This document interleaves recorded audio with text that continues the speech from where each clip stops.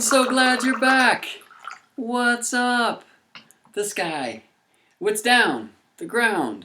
And also the sky, because the earth is round. And I'm Gemini Brett of More Than Astrology, Agent 1123 of the Cosmic Intelligence Agency.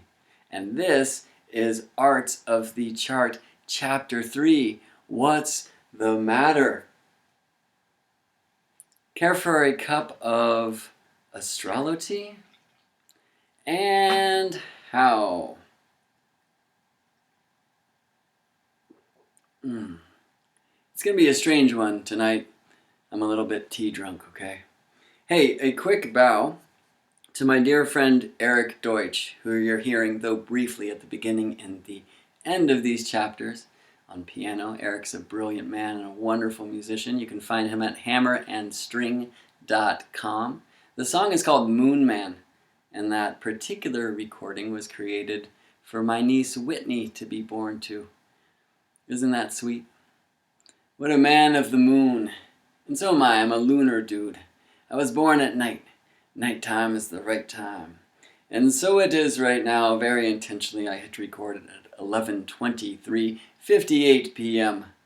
on January 24th, 2017, here at home in Seattle, Washington, with 17 degrees and 19 minutes, Libra on the rise. Do you play with the cards? 17 is the number of the star, and 19 the number of the sun. What's missing? Here's what's in the middle. 18, the number of the moon. Not missing at all, because we've been lunar, right? Did you draw some crescents? Did you draw all the phases? Did you draw your phase? Did you draw the phase of your lover? Did you see if your two phases fit together to make a perfect circle? Are you soulmates? Get it? Because the crescent of... okay, sorry. Let's get serious. Back to the number games. 17 and 19. Well, 17 is an 8, right? 1 plus 7. 19 is a 1. 1 plus 9 is 10, is 1. Hey, let's leave it at 10 for a second. 8 and 10. Well, let's do that. 10 and 8, 108. Now, this is a very important number when we speak about the moon and the sun. I'll tell you a secret. This is why Agent 108, Soma, Adam Summer, chose this number. I am sure. Didn't tell me himself, but I know we are both students of eclipses. And this is why 108 is such an important number to moon and sun. The moon is 1080 miles in diameter. It's also traditionally associated with silver, right? You know what the atomic weight of silver is? 108. And the moon, on average, is 108 moons from the earth. And the sun is 108 suns from the earth. The sun's also 108 earths in diameter. 108 moons for the moon away, 108 suns for the sun away. This is why we can experience total eclipses here in the Earth game. What a trip. What a trip, seriously, and that's what we're going to look at today. That's what the matter is all about. Only have eclipses when the moon and sun meet at the lunar nodes, which we will be diving deep into in the astronomy portion of the Arts of the Charts Quadrivium course.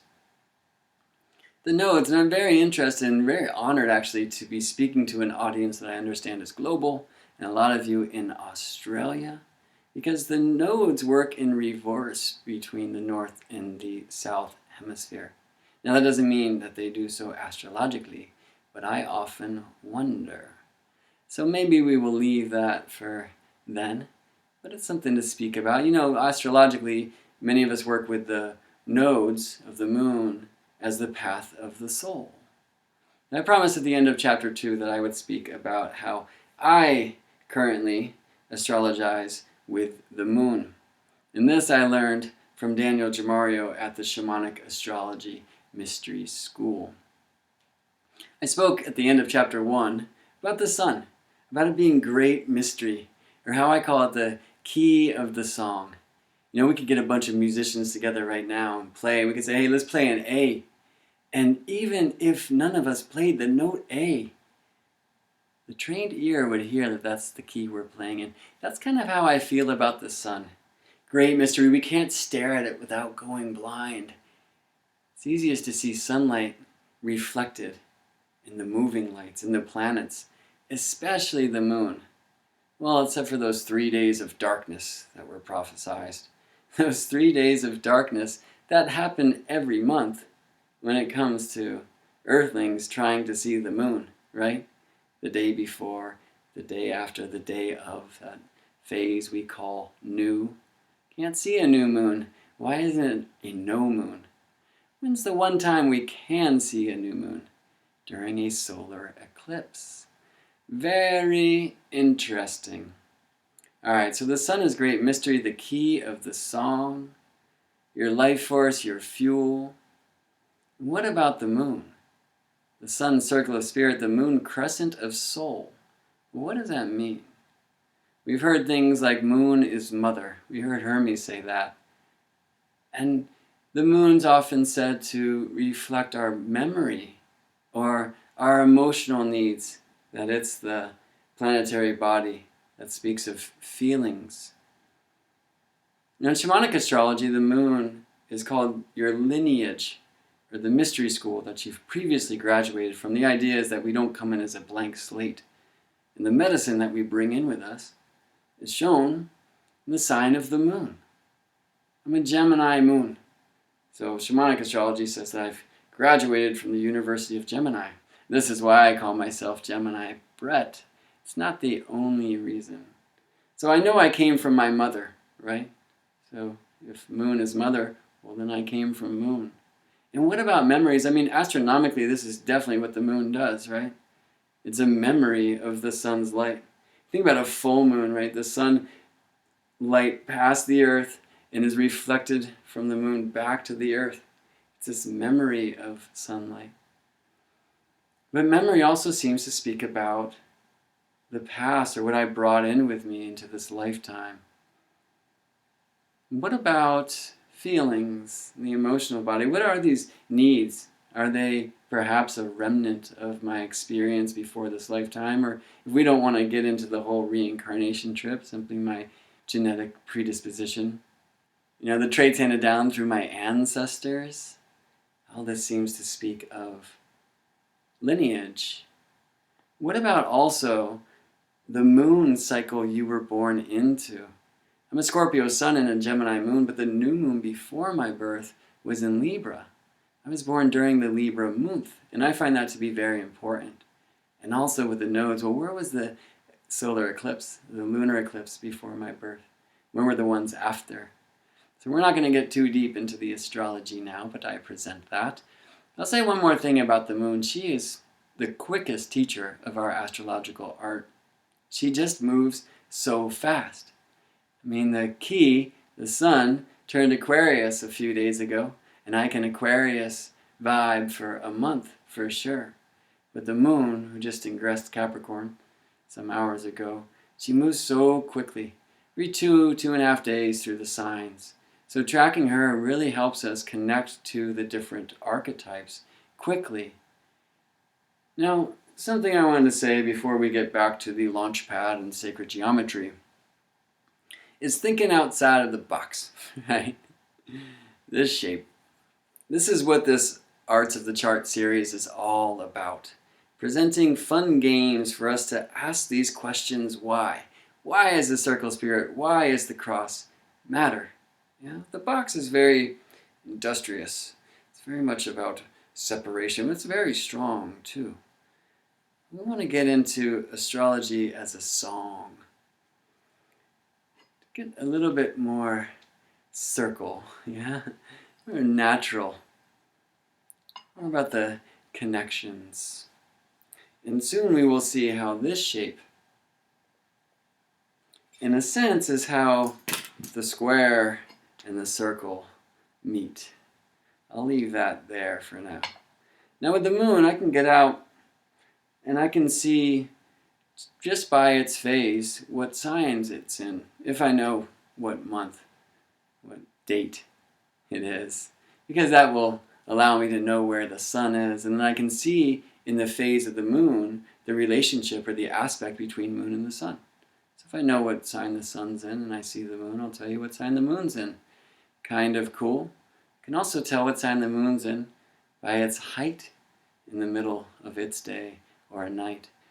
Or I can tell the phase of the moon simply by what time it rises or sets during the day or night.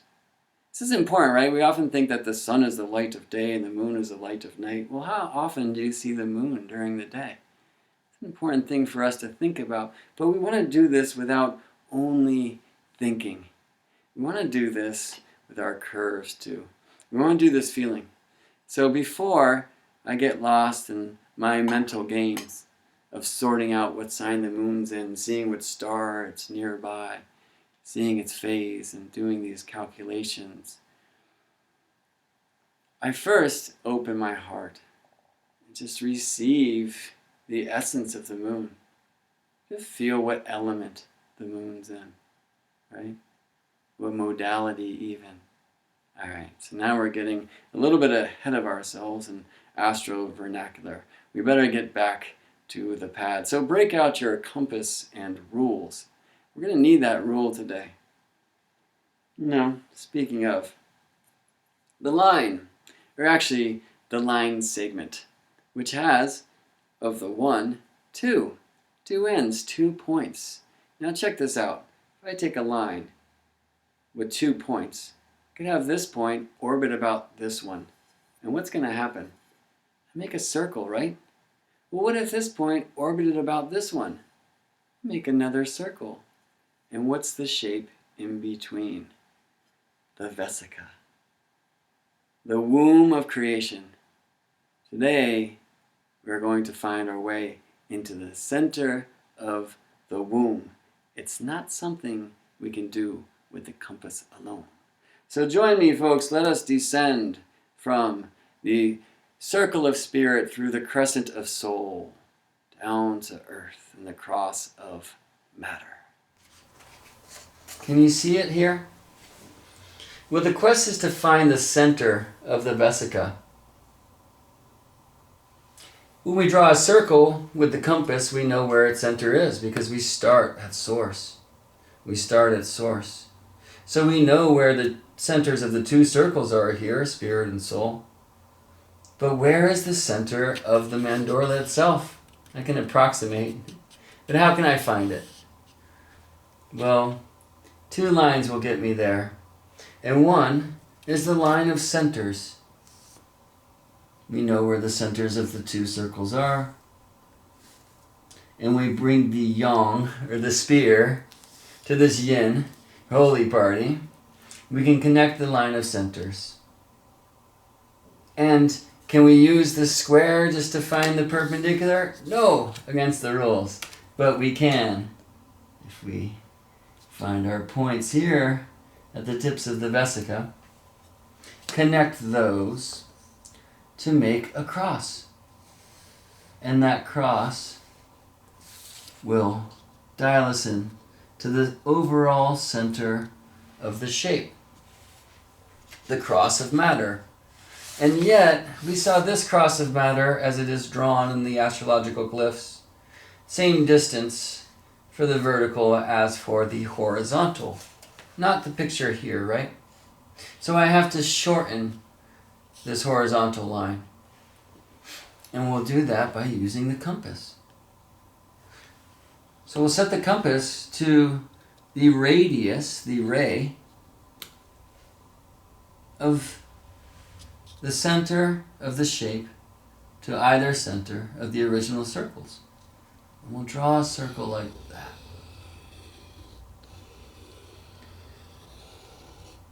And now isn't that cool? Because what's that look like?